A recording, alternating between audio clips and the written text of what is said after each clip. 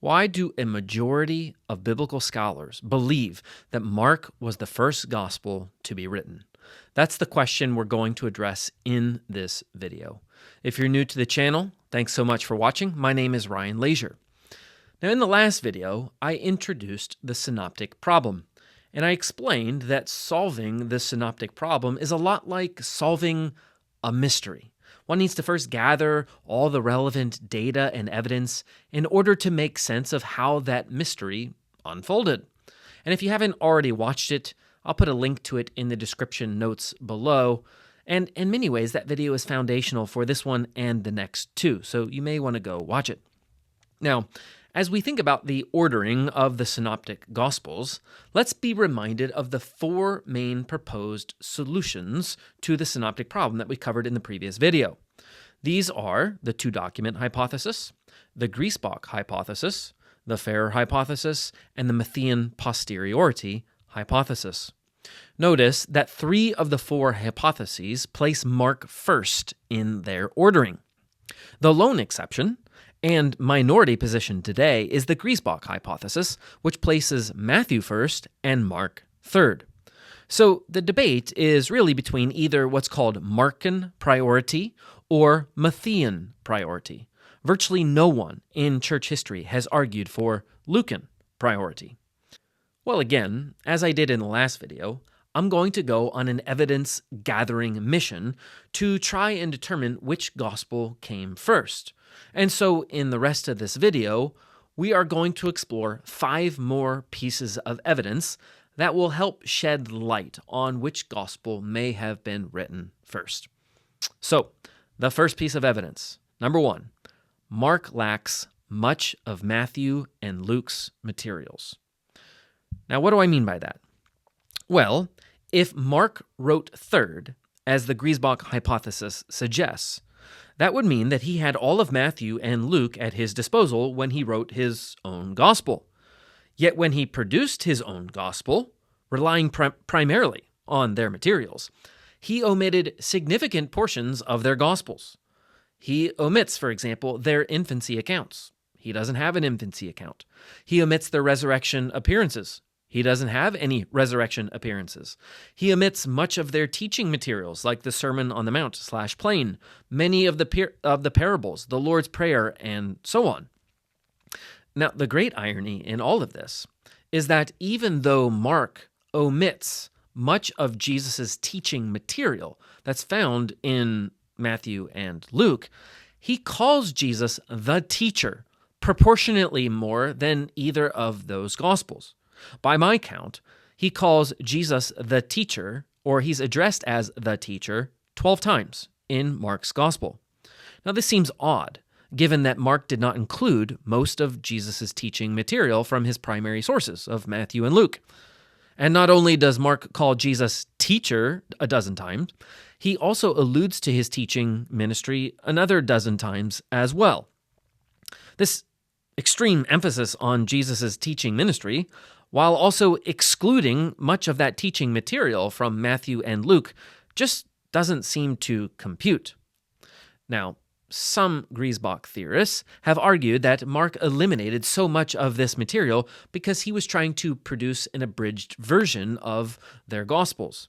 After all, Mark is substantially shorter than Matthew and Luke. Mark, for example, has about 11,000 words, Matthew 18,000, and Luke 19,000 words. Now, the problem with this abridgment theory is that it doesn't actually work. Mark's episodes oftentimes include far more words than either Matthew or Luke do for the same exact episodes.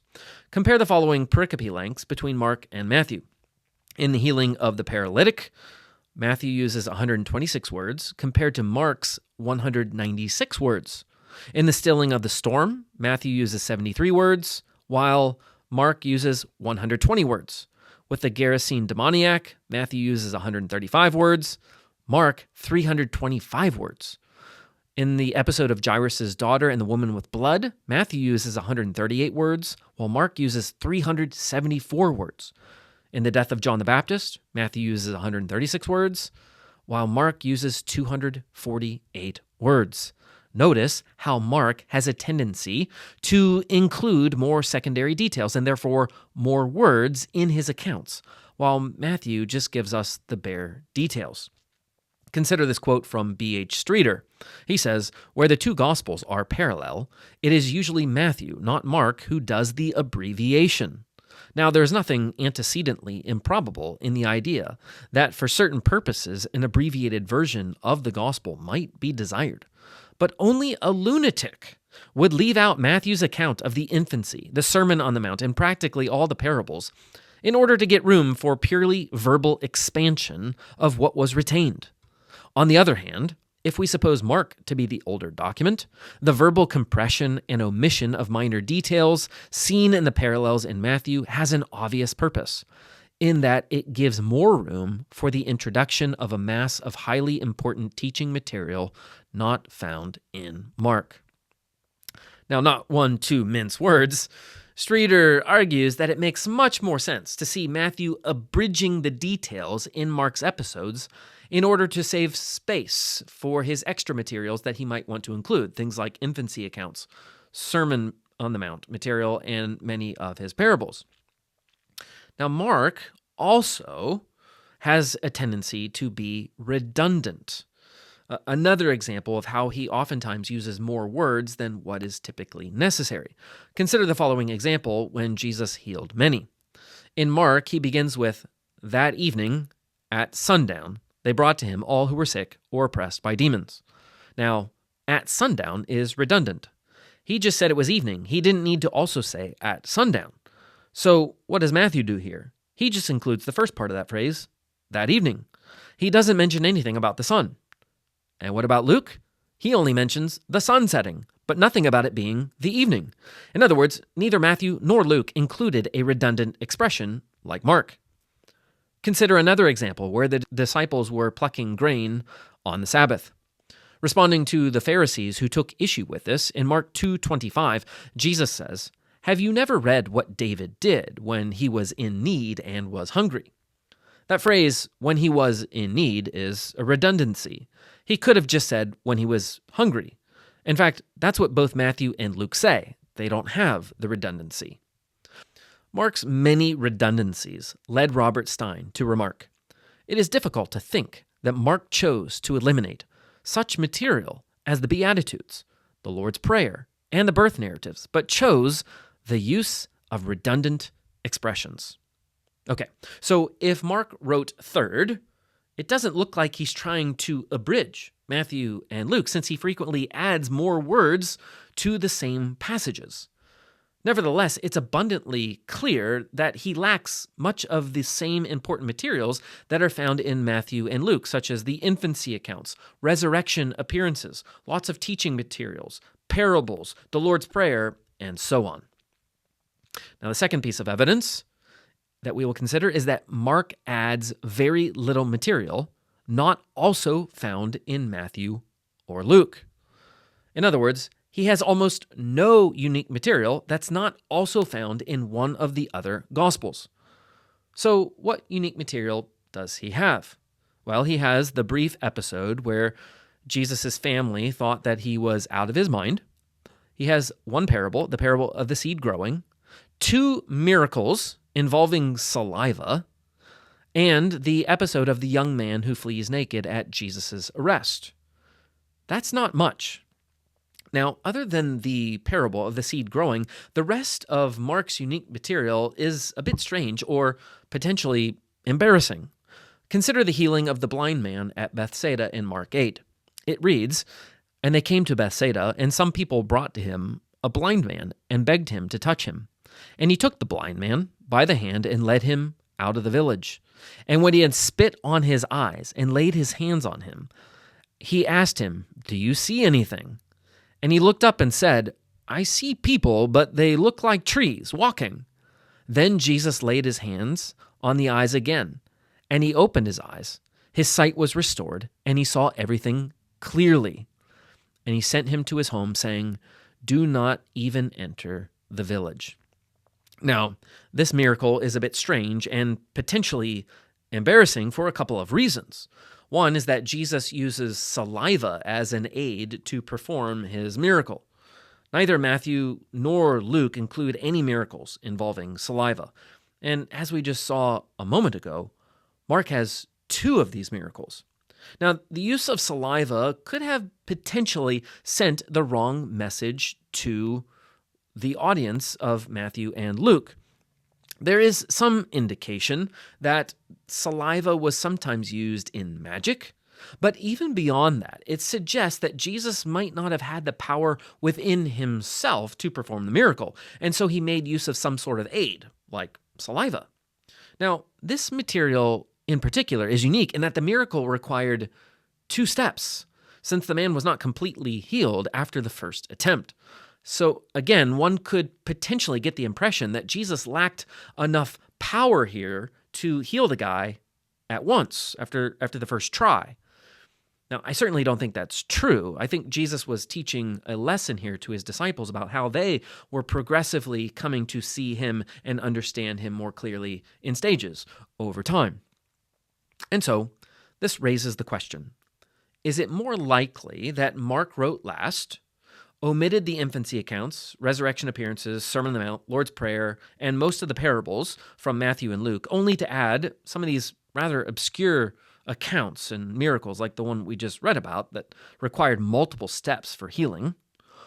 Or is it more likely that Matthew and Luke thought this miracle was a bit strange and potentially embarrassing for Jesus, and so decided to leave it out of their accounts? The same question could be asked about the episode where Jesus' family thought that he was out of his mind. Should we suppose that Mark added this episode, or that Matthew and Luke omitted this episode because they found it potentially embarrassing for Jesus? Or what about the naked streaker at Jesus' arrest? Is it more likely that Mark added that, inserted that into Matthew and Luke's materials, or that Matthew and Luke saw that and thought it was a bit strange and decided to leave it out of their accounts?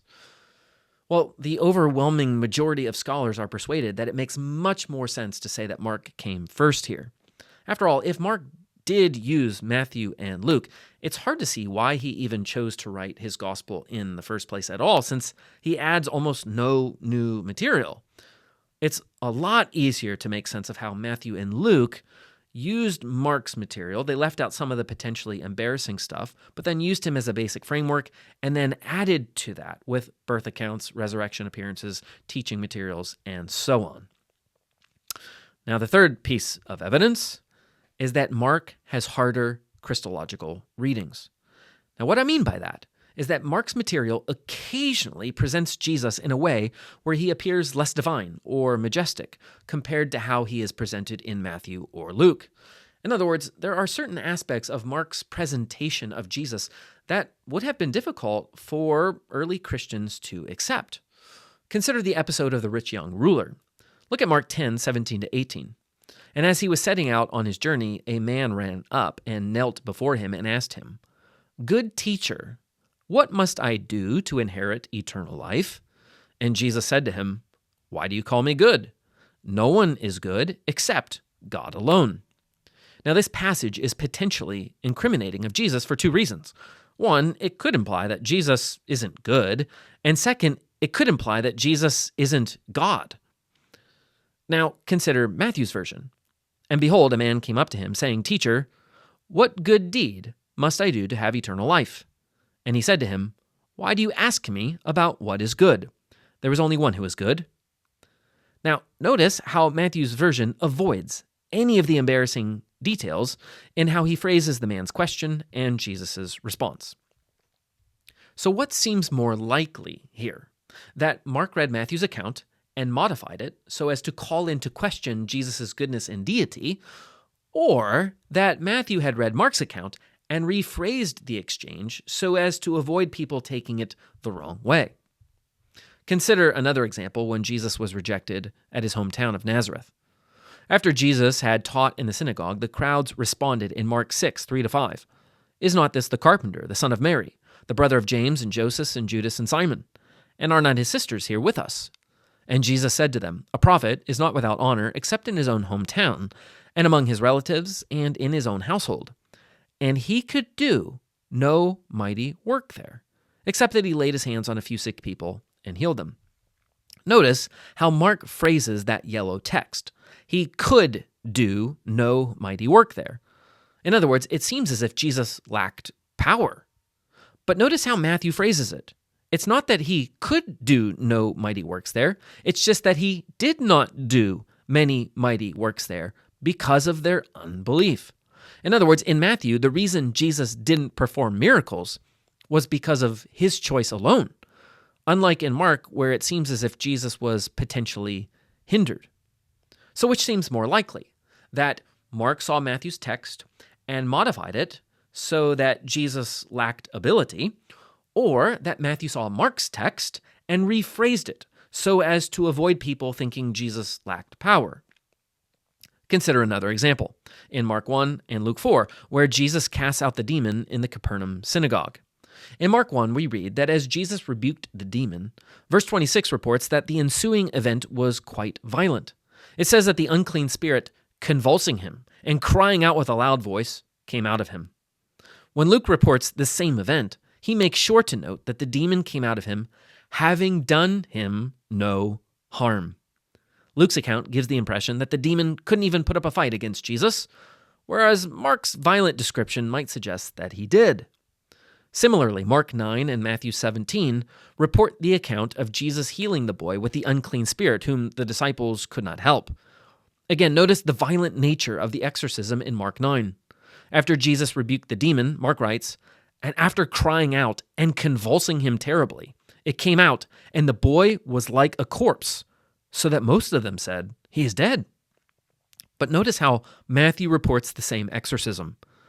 And Jesus rebuked the demon, and it came out of him, and the boy was healed instantly. No violence, no resistance, just instant healing. In many of these accounts, Mark's Jesus just comes off as less powerful or less divine. Or consider the many titles that are given to Jesus in the Gospels. As we just saw a few minutes ago, Jesus is frequently called the teacher in Mark. Yet in those same exact episodes in Matthew and Luke, Jesus often receives a more exalted title. Consider the episode of the calming of the storm. In Mark, you can see in the yellow text that the disciples call Jesus teacher. In Luke, you can see in blue they call him master, master, and in Matthew, you can see there in the red that they call him Lord. Or consider the transfiguration. Again, in Mark, Peter calls Jesus rabbi or teacher. In Luke, he calls him master, and in Matthew, he calls him Lord. So what is the best explanation for these Christological titles? That Matthew wrote first, calling Jesus Lord, and that Mark adapted that to give Jesus the lesser title of teacher? Or is the reverse more likely? Peter Head is most certainly correct when he writes, a later writer, using earlier traditions, is unlikely to diminish the majesty of Jesus in his representation of the gospel tradition. Rather, he will at least maintain the level of reverence, if not actually heighten it. And it's not as if Mark doesn't think Jesus is Lord. He clearly does. So it's hard to explain why he consistently removes the exalted title of Lord from Matthew or Luke in order to supply him with lesser titles like teacher or rabbi. The reverse scenario seems far more likely. Okay, now the fourth piece of evidence is that Mark describes the disciples more negatively than Matthew and Luke. In other words, in Mark, the disciples come off far worse than they do in Matthew or Luke. Consider again the calming of the storm. In Mark's gospel, the disciples appear to rebuke Jesus when they said, "Teacher, do you not care that we are perishing?" Now Luke softens their tone a bit here. They say, "Master, Master, we are perishing." And Matthew similarly has them say, "Save us, Lord, we are perishing." And then in Jesus' reply to the disciples, he's the hardest on the disciples in Mark. He asks them, "Have you still no faith?" In other words, they don't have any faith at all. Notice with Luke, though, Jesus asks, "Where is your faith?" So it seems like they must have some kind of faith, but it's not showing itself at the moment. And then in Matthew, Jesus says to them, "O you of little faith." So they have some faith, just a little bit, but they have some. But of all these three, Mark's account definitely presents the disciples in the most negative light. Consider also the request of James and John to sit at Jesus' right and left hand in glory. In Mark's gospel, we read there in yellow that James and John asked Jesus directly if they could sit at his right or left hand in glory, after which Jesus indirectly rebukes them by saying that truly great people are actually servants. Now, in Matthew's version, James and John don't actually make this request to Jesus. Instead, it's their mother. So here again, Mark's gospel paints the disciples more negatively than Matthew. Similarly, we read in Mark 9:33 and following, "And they came to Capernaum, and when he was in the house, he asked them, 'What were you discussing on the way?' But they kept silent, for on the way they had argued with one another about who was the greatest."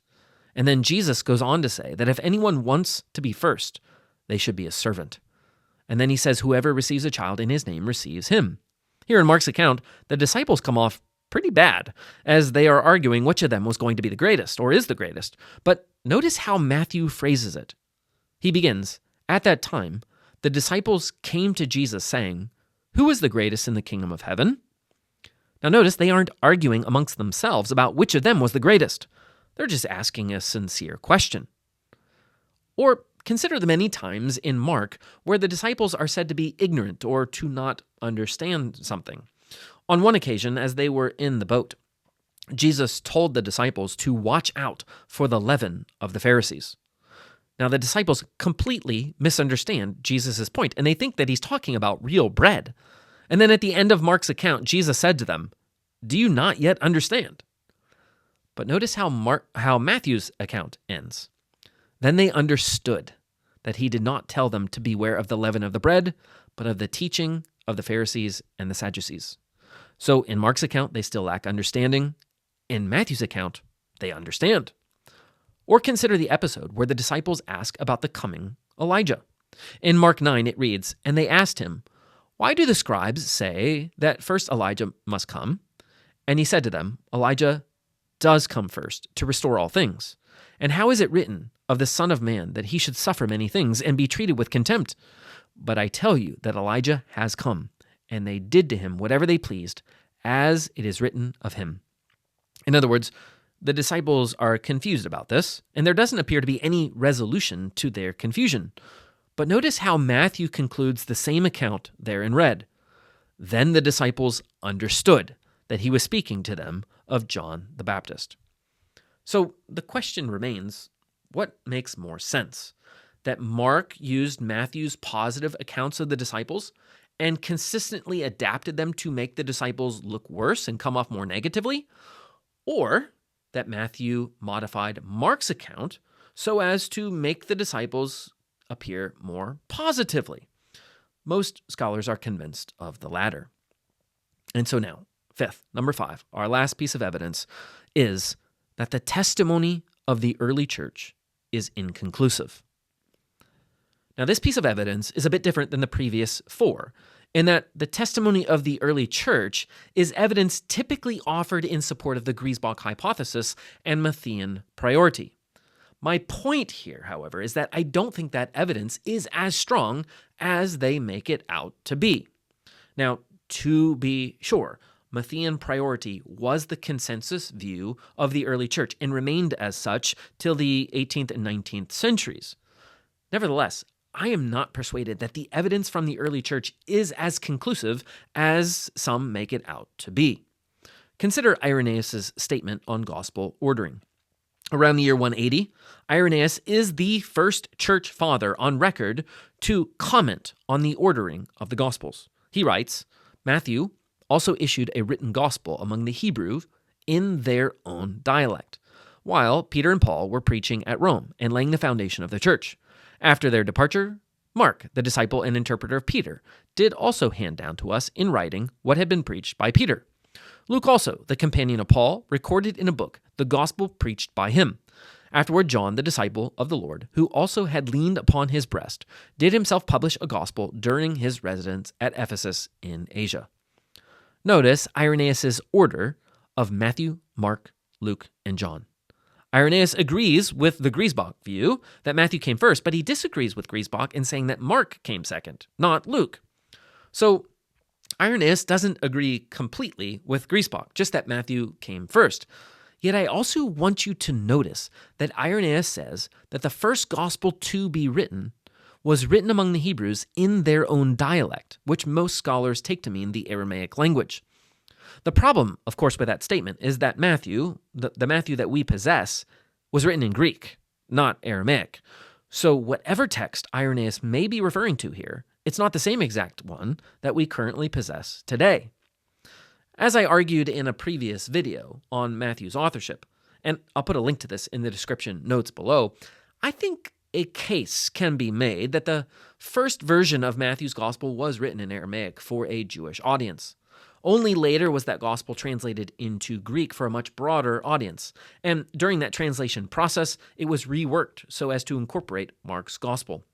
While this procedure would certainly be a bit unusual, Josephus tells us that he performed a similar procedure when he wrote his Jewish wars.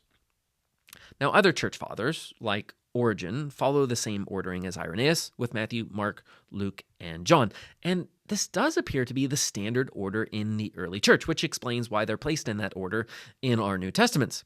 However, there were a couple of exceptions. One significant exception was Clement of Alexandria, writing around the end of the 2nd century. He notes, the Gospels containing the genealogies were written first. These Gospels would be Matthew and Luke. He then says Mark was third and that John was fourth. So Clement agrees with the Griesbach ordering. This is also the same ordering that St. Augustine would later affirm as well. So we do have a couple church fathers giving us the same order as Griesbach, but we have most of them giving us the canonical order of Matthew, Mark, Luke, and John. However, as we've seen, the Matthew that they all appeal to is one that was originally written in the Hebrew dialect, or in the Aramaic language, not Greek. Now, I would be remiss if I didn't mention Papias in all of this.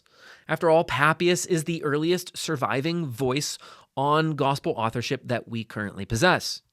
Now, we do not know for certain which gospel he believed came first. However, we should note that when he mentions the Gospels, he mentions Mark before he mentions Matthew.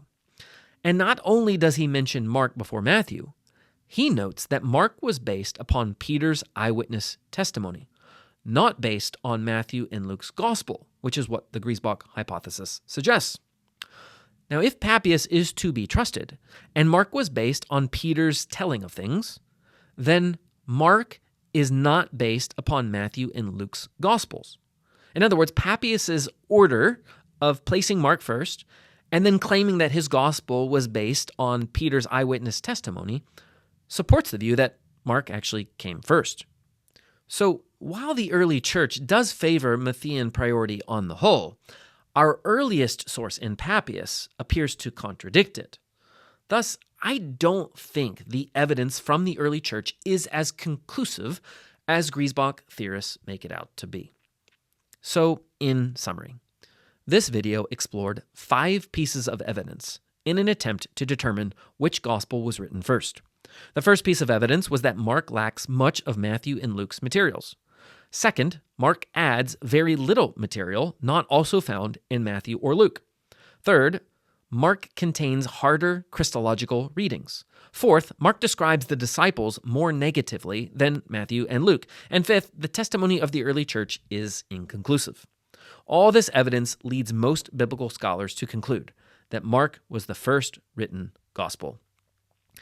Now that Markan priority has been established, that eliminates Griesbach as a probable solution to the synoptic problem.